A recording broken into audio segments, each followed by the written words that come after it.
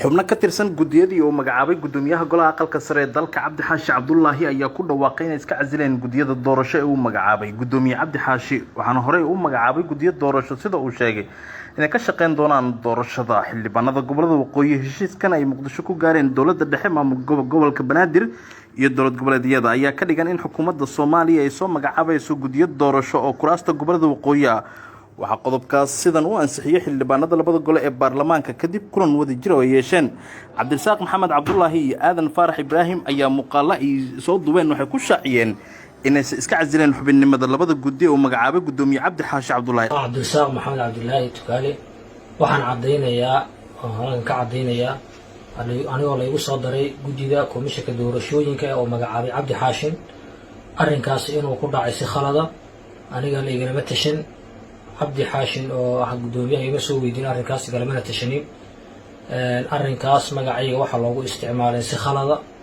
waxa loo adeegsaday si qaldan kama mid ahayn waxa weeye la igalamana tashan sida awgeed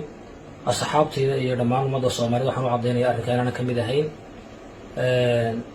aad iyo aad hal iga raali ahado arrinta ku jirta. Bismillah anu magacaygu yahay Aadan Faarax Ibraahim waxaan halkan ka cadeynayaa warqad maanta soo baxday oo Cabdi Xaashi Cabdullaahi soo saaray gudoomiyaha aqalka sare oo la leeyahay waxa ku jirta guddiga doorashooyinka gobolada waqooyi taasna aanan wax alla wax shaqo aan ku leh aanay jirin aanan waxba war ka haynin ogeyn waxaan cadeynayaa oo Soomaalida oo dhan u cadeynayaa xaafadaha cid aan ka soo jeedano cadeynayaa haddii xildhibaan yihiin iyo haddii mas'uuliyiin kale yihiin iyo haddii dad kale caadiga yihiinba inaan waxa bari ka ahay shaqana aan ku lahayn banaankan aan ka taagnay san kolka hore uga taagnaa dhanka kale waxa qoraal bartiisa Facebook soo dhigay isku casilay Khalid Ibraahim Axmed ayaa iscasilaadiisa ku sababeeyay codsi ka yimid bulshada uu ku matalo inaysan khilaaf xilligan noqon xildhibaanada iyo senatarada ka soo jeeda gobolada waqooyi ayaa gudoomiye Cabdi Xaashi ku eedeeyay inuu iska horkeenayo shacabka iyo xildhibaanada isla markaana waxay si cad u sheegeen inuusan xaq u lahayn magacaabista gudiyada doorasho ee kuraasta gobolada waqooyi Mahad Mutawakkil Hon Cable TV